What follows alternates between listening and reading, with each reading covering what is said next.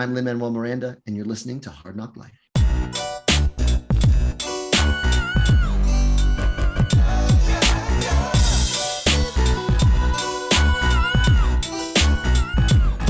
Well, it's the NOC in full color. You see me? The Hard Knock Life. Welcome to Hard Knock Life. I'm Keith Chow. Have a special guest host today. Welcome back to the podcast, Swara. Hey, thanks so much for having me again. Great to be on, as always. I'm so glad to have you on as well, because one thing is you had a really cool interview with the legendary Emma Thompson, which we're going to post at the end of this podcast. So real quick, what was that like? Yeah, so this is for an upcoming film here in the US. It's already released in the UK. It's called What's Love Got to Do with It? It stars Shahzad Latif, Lily James, and I really enjoyed this film. And Emma Thompson stars in it as Lily James's character's mom. And yeah, when I got the email that I would be interviewing Emma Thompson, I'm like, oh, an actress I have followed literally since I was a kid. I've seen her in all these like franchises or other films. She's such an amazing writer, director. She's an icon. And she loves the Nerds of Color, apparently. She loves the Nerds of Color. She was like, that is the most amazing name I've ever heard of any outlet. I was like, oh, thank you. And you'll hear about it in the interview. She literally asked me about my Funko Pops that I'm pointing to right now. And she's just like such a wonderful delight of a human being. And you know what? I'm just going to say it. She is constant white excellence. She's been white excellence for decades. She's like been such a wonderful, staunch ally to BIPOC communities, and I love her so much. So yeah, I hope you all will enjoy that interview. It's a very good interview. Thank you, man. I did want to also say, What's Love Got to Do with, not to be confused with the Tina Turner biopic starring Angela Bassett. I really enjoyed it overall. And I understand, some audiences' trepidation going into it that, oh, is this just about another like Pakistani brown culture clash, like this brown man falling in love with his white friend? But there's so much more depth and nuance to it. And I think the director, Shekhar Kapoor, another like famous Desi director, struck a really great balance in a really refreshing way, and all the performances are fantastic. I think the way that Pakistani and Muslim culture is portrayed in it is really beautiful, really nuanced. And yeah, I feel like just also in general, I'm sort of jumping ahead to my nerd pop, and we're sort of like in Hollywood, a Pakistani cultural high point with this and Polite Society coming out. So go see both these amazing films. Yeah, absolutely. Yeah. And we'll, real quick too about Lily James. She's starting to get typecast in the like South Asian romantic comedy genre, because she was also in Yesterday starring Himesh Patel, and now she's in What's Love Got to Do with It. So I don't know, just like it's a cool thing to be typecast in, I guess. Yeah. Yeah.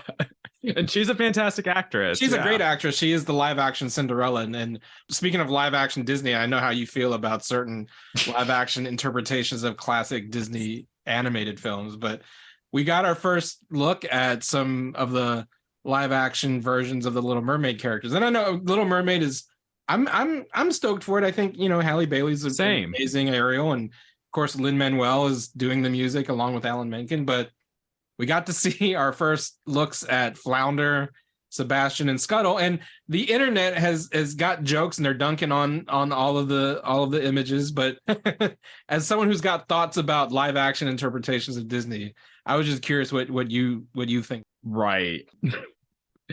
In general, I have not been a big fan of Disney live actions. I actually recently reviewed Peter Pan and Wendy for But Why Though, and cannot recommend that movie. It is bad. But I'm excited for The Little Mermaid, specifically because they're doing something different and innovative in having Halle Bailey portray Ariel, giving this amazing Black actress and singer the opportunity to play a role that's only generally been thought of as white, and whose ethnicity has literally nothing to do with the inherentness of her character. Like any actress could be Ariel.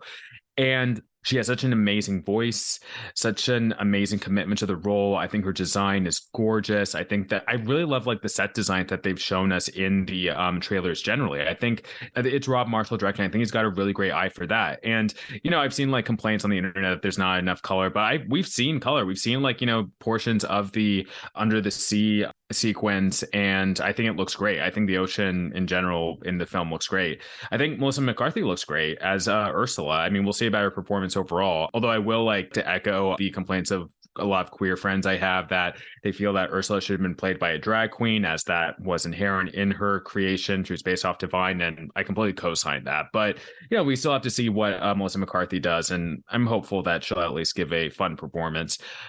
But the animals, initially I said, oh, Flounder doesn't look that bad, but the more I've looked at him, like, oh yeah, this is nightmare fuel. Yeah, a bit. Flounder, Sebastian, and Scuttle, I just there is just no need to apply this hyper realism to these animals in these Disney films or in other aspects.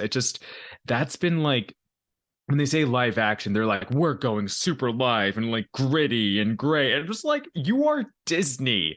Embrace the camp, embrace the color, the vibrancy, embrace what people love about your product, and stop trying to make some high prestige realistic drama or something. I don't know what it is that they're doing. I just need this hyper realistic focus of theirs in these live actions to stop. I want Glenn Close, Cruella de Vil again. I want the campiness. I want the fun. I want the absurdity. That's what these live actions could be, and they'll still make bank. But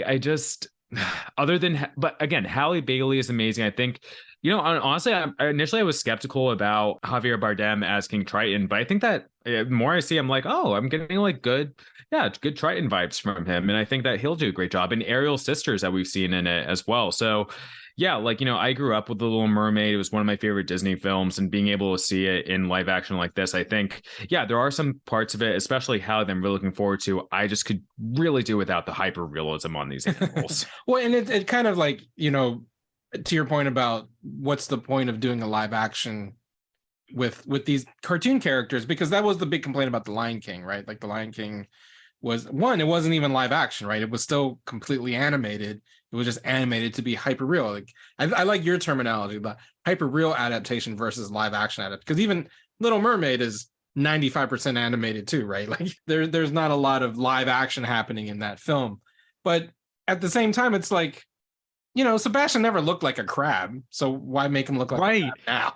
Why are we doing this? Why are we letting his mouth be this little flap that's gonna be singing, and his eyes be dangling? Why are we doing this? Just give him a face. Don't, I joke about it all the time, but don't do Cats 2019. That's not what we're asking for here. We're asking for just I don't know, just be a little more imaginative. Just, I don't know. I think there's a world where you could base the designs, instead of let's see what they look like as real animals. Because I have to say, even with The Lion King, I remember the first time I saw the footage before the movie came out, before even the trailer came out. I was at a Disney thing, and they showed us the first footage of the ceremony where they raise Simba, and there was something powerful about seeing real animals. To your point, when you use real animals, you lose the expression of what the cartoon characters provide. But at the same time as well, with characters as distinct as Sebastian and Flounder and that,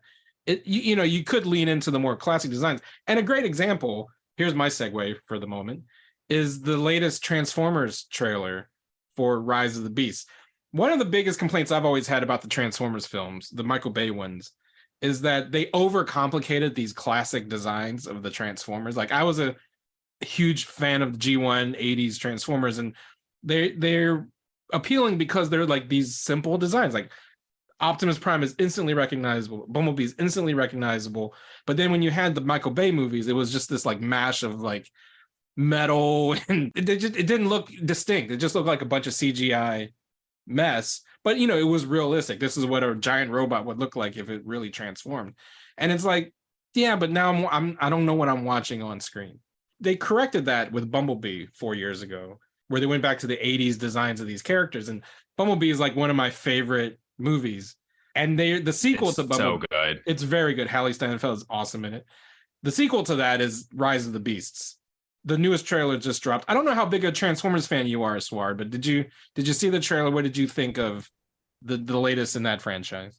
Yeah, I grew up with Transformers, specifically Beast Wars, so I'm super into the animals, specifically the Maximals and the Predacons. That's imprinted on my memory, just watching. I wasn't too into it as I was other fandoms, but I definitely had that impression.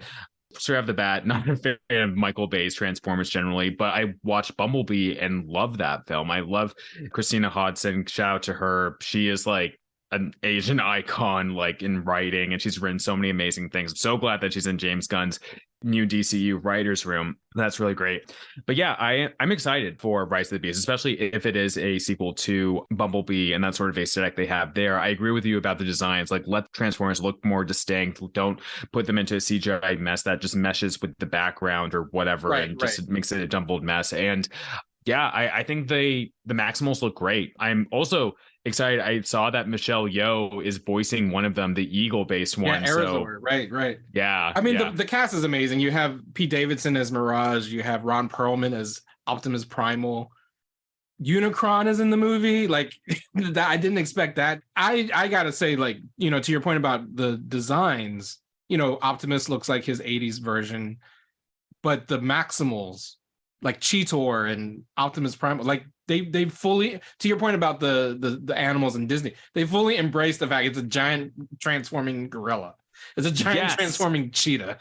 Exactly. Just get weird with it. I don't want hyper realism in these movies. Real life is bad enough as it is. Just give us a cartoonish escape, please. Yeah. And you're a 90s kid, so of course you grew up with the Beast Wars. The Beast Wars was kind of like, I had already transitioned out of the Transformers by the time the Beast Wars came around. So I'm not as big a fan of the Beast Wars iteration, but I have to say, see what Stephen Capel's doing with, you know, embracing the 90s-ness of it all is kind of like appealing to me. Anthony Ramos looks great in it. You know, that's the Hamilton connection. Lin-Manuel, we talked about with Little Mermaid, Anthony Ramos is in this. So yeah, I'm super stoked for Rise of the Beast. But that wasn't the biggest trailer that dropped this week. You mentioned Christina Hodson. Not only did she write Bumblebee, but she wrote Birds of Prey for DC. She's in the DCU writers room, but she also wrote a little movie called The Flash. And you are she was writing the film? She's a writer on the film. Oh, I didn't know that. Well, let me make sure, and if not, I'll cut this out. Sure. But you are the Nerds of Color's resident Flash expert, but typically the TV version, CW Flash, we've already said what we had to say about Ezra Miller. So we don't need to have that caveat. What is your opinion of this most recent trailer? Because I know the first trailer, the last time you were on the podcast, we talked about the first trailer. Mm-hmm. So again, you know, Flash trailer, Swara, go. Yeah, I'm going to sound like a broken record. I really think it looks fantastic. I really think, you know, make fun of Warner Brothers Discovery, David Zaslav, etc., all you want, and them calling this the greatest superhero film ever made and whatnot. But again, I really genuinely believe that the vision that Andy Muschietti brought to the table is really sincere and there. And you know, you already mentioned the Ezra caveat. Like, I'm only speaking for myself, and I will, you know, like, say that anyone should do what they feel comfortable with going into this film. And I absolutely acknowledge Miller's various abuses and, you know, that it's bad, but I also just can't help but like look at this film and again, like the various other parts of it besides Miller's Flash, and just, it's such a stunning, for what we've seen so far, it looks absolutely stunning. And there were some really good overall, like, first initial reactions to it at, I believe it was CinemaCon. And yeah, I'm excited. I'm going to go see it. Please don't cancel me. I really I mean, and they're heavily leaning into the Michael Keaton of it all too, right? Like, it could have just been called Batman: The Flash. That's what, if you really especially want to, you know, the press tour is going to be interesting. Whether or not Ezra participates, I kind of doubt it. But they're not going to participate. Yeah, no, not at all. Christina Hodson did write the movie, so I just checked. Oh my God, that makes me more excited. I thought she was, but then, you know, you put it doubt in my mind. But nope, she's definitely credited as the sole screenwriter on the film. So I appreciate the confirmation. As we mentioned being 90s kids, Michael Keaton is the reason I'm a Batman fan. And to see him. Okay, that moment when he said, "You want to get nuts? Let's get nuts." I lost my mind. Well, you know, I wanted to dig into that a little bit because, you know, there was the moment in the first trailer was, yeah, I'm Batman, right? And so we all assume like that's the big callback to the '89 Batman. But of course, this one, there's a similar scene where he's calls back another famous line from that movie. And I've heard both sides of the debate on that. I'm with you. I totally marked out. I was like, that's you're speaking my language. There are some folks who thought it may be a little cringy. I mean, why, if you're gonna bring back Michael Keaton, you gotta bring back, I mean, there better be a Pale Moonlight reference somewhere. Yes, You know what I mean? absolutely. I mean, but that's the kind of the point, right?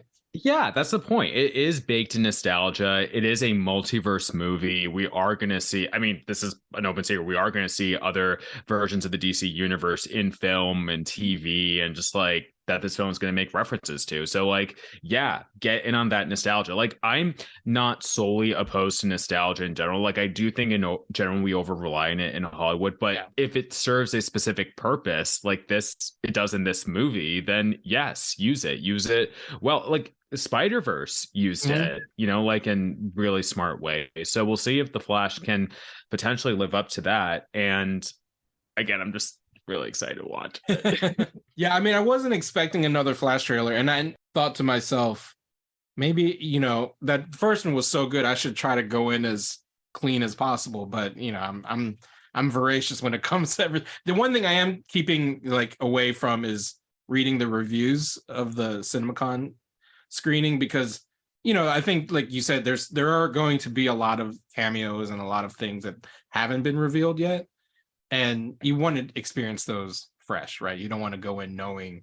I mean, I almost like wish I didn't know Ben Affleck was in it. You know what I mean? Because as much as people shit on the Snyderverse, and I'm not a huge fan, I do think Ben Affleck was a good Batman, and he said this is his favorite iteration of Batman, like being Batman in The Flash, I mean. And I'm excited for it because, you know, like Ben Affleck, he's gone through some shit, and it's actually nice to see him, you know, in a good place. And I'm excited just to see multiple versions of Batman in the same movie too. Yeah, I totally agree. And I'm really glad that he's able to go out on a high note, because, you know, the history of DC films in the last literally like decade, which is kind of insane to think about. I remember like how Black Adam was announced, I think in like 2012, 2015 or something. Yeah. And it took this long to I mean, it was there. one of the first things we reported on the Nerds of Color was like The Rock is Black Adam, you know? And we've been around 10 years. So what does that mean? And to your point about the culmination, like all the references to Man of Steel, like that was a big surprise from the first trailer. Like I didn't realize like they were just going to basically redo Man of Steel because they brought back Michael Shannon. Like it looks like the climax of the movie is the climax of Man of Steel. And that's, you know, and say what you will about the Snyderverse, like I feel like this is a good kind of like, you know, Valentine to that universe. But now I agree. It's time to start over with James Gunn, right? Yeah. You know, I'm not a Snyder fan myself. I know some people who are, and they're like lovely people. And, you know, I would just say like I would, you know, if someone were to graciously acknowledge that this is a transition into a new DC universe, then I would be very happy about it. I would be very happy, like, oh, thank you for like, you know, making these acknowledgements and like honoring the work that came before. So I would hope that most Snyder fans would do that. You know, I guess we'll see about that. So. we will see. So yeah, totally psyched. I mean, it just seemed like so many trailers dropped this week. I just want to spend a few minutes kind of like geeking out over most of them. That said, we're going to hear your conversation with Emma Thompson. That's crazy. Just those words in that order. Dude, I still can't believe it. But it's a great interview. Check out Swara and Emma talking about her new movie, What's Love Got to Do with It? And then after that, we're going to talk about what's nerd popping. So Brittany, yes, you're a big fan of Paramount Plus, aren't you? Oh, I am indeed. That is the home of one of my favorite shows, which I know some people I've talked about it. Yeah. You're not the demographic. I know I'm not the demographic, but the show I'm talking about is obviously Yellowstone. If you don't know, I love Yellowstone, and it's literally one of the most like I'm saying. I know a lot of people like, oh, it seems like it's for like rednecks or something like that. I promise you, the drama is so good. It's just, and if you're a fan of Twilight, there's like an actor from Twilight that's on there. Well, it's one of the biggest shows in the world. Yes. And it's got these like great spinoffs, right? Because isn't 1923 a spinoff of Yes. Yellowstone and 1883? Am I getting those years correct? No, it's 1923. I'm not there yet on the spinoffs. But but it's I got have like watched- Harrison Ford and Helen Mirren. Like, Yes. that's crazy that those are like actors you get for TV shows. Tim McGraw and Faith Hill are on the 18 one, if you are a country fan, which Tim McGraw is honestly a really great actor. Don't know if you've ever seen Friday Night Lights, but he's a great actor. So they're great. Those are great things to check out. I have to wait for my mom and brother to watch it because we are such a fan of the show. Teen Wolf is also on Paramount Plus, and they released a new movie with the Tyler Hoechlin is in it and back. So I'm excited to watch that finally when I get around to it. I know it's been like 2 months now, but it's hard to coordinate our schedules. Well, the reason we're bringing up Paramount Plus is that if you click on the link in the description to this podcast, you can actually stream Paramount Plus for 1 month for free. We're just excited that we get to share Paramount Plus with all of our listeners. So click on the link that you see in the description and stream Paramount Plus for free for a month. Try it. If you don't like it, you can cancel. But if you love it, if you love Yellowstone, Teen Wolf, Star Trek, all of the Star Treks are on Paramount Plus. Do that and you'll help us out in the process. Emma Thompson, Hello, darling. how are you? Thank you so much for speaking with the Nerds of Color today. This is an absolute honor to be speaking with you. It's my favorite name of any outlet I've ever spoken to, ever. Nerds of Color just makes me so happy.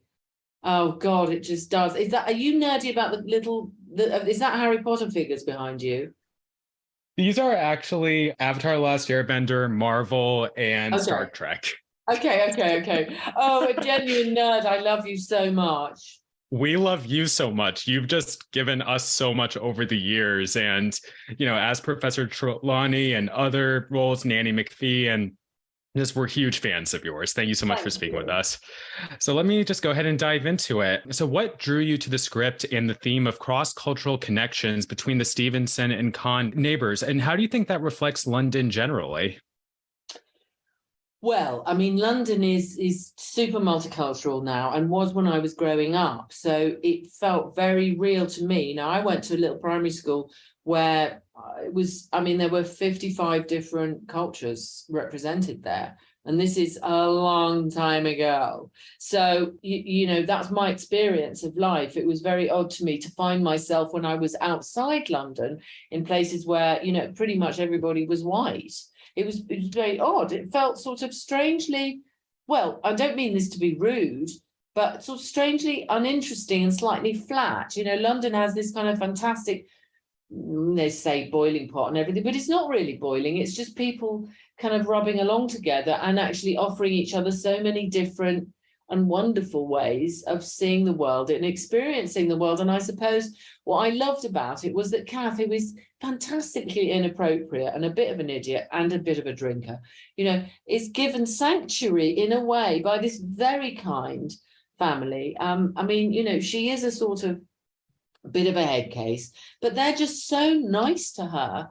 And she loves them, even though she's deeply inappropriate and sort of has all of this unconscious bias that she displays. Like she's a sort of, she just sort of brings it out like a peacock, which I find very funny and very relatable. You think, oh, I'm sure I could have made a mistake like that if I hadn't lived all my life surrounded by all these cultures.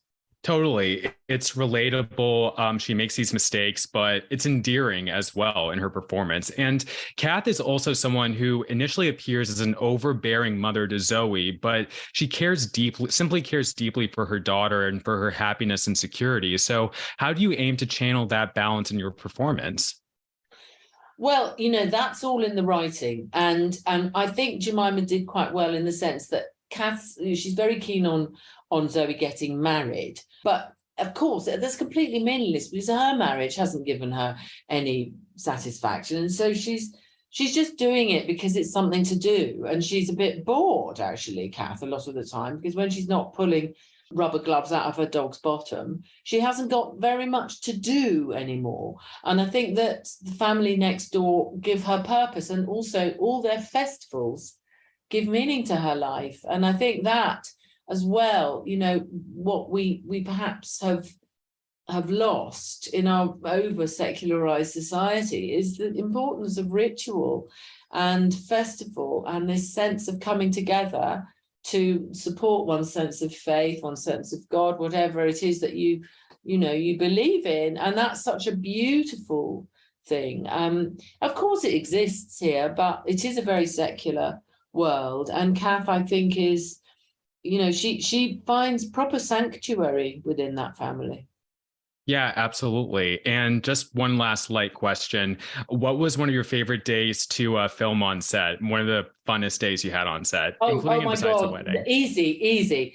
When we were doing all the dancing, because I got to, we didn't use it in the end, but I got to do some of this amazing arm stuff with the girls. The dancers were absolutely extraordinary. And we were in an amazing building. And when the drummers came on, I just lost my mind. So the dancing section was such a pleasure. And hard, it's really hard. But so I've decided I want to go to Bollywood and make one of those and just really do a bit of that dancing. Oh my God, it's so much fun. We would all absolutely love to see it. Emma Thompson, you are the icon. I'm such a huge fan of yours. Thank you so much for swinging the Nerds of Color today. And congratulations on the film. Oh, thank you so much. And lots of love to all you nerds. I love you. We love you. Thank you so much, Emma. Take care. Thank you, darling. Bye-bye. All right. That was such an amazing interview. It was too brief. You could have probably spoken to Emma for like hours, I'm sure. And I feel like she would have liked to as well. Like, but that's another story. And it's just so, I kind of want to just use her comment about the Nerds of Color as another like blurb for the website. Use it. Exactly. This is Emma Thompson's favorite name of any outlet she's ever spoken to. Yes. Yeah, absolutely. So that's Nerd Poppin'. And speaking of what's Nerd Poppin', Swara, you kind of hinted at it at the beginning of the podcast, but what's got you happy this week? Nida Manzoor's amazing masterpiece, Polite Society, is now out in theaters. Please go watch this amazing, original, innovative, like hilarious, action-packed, poignant film. I reviewed it for Nerds of Color. I'll just tell y'all, I gave it an A+. You called it a this movie so much. Yeah, exactly. And it's about these Pakistani British sisters who it's a story about sisterly love. The core story is a love story between the sisters.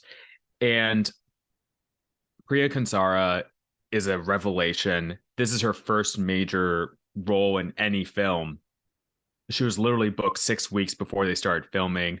And she, again, is outstanding in this movie. She does amazing stunts. She acts her ass off. She has an amazing dance sequence. Her chemistry with her sister, as played by Ritu Arya, is amazing. Ritu is amazing, has such an incredible range. If you enjoyed her in Umbrella Academy, you'll love her in this film.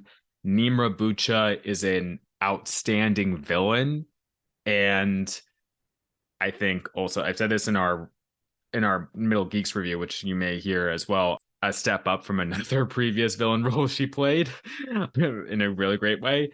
And again, Nida Manzoor is, and I got to say this to her straight to her face, like when I interviewed her, like for Nerds of Color, she is a genius. I think she's doing outstanding work. Go watch We Are Lady Parts as well, which is on Peacock, which she created and got an update that season 2 will be coming out. But yeah, Nida is an amazing Pakistani British. And as I found out, her grandfather was actually Iraqi. So she's both West Asian as well as South Asian.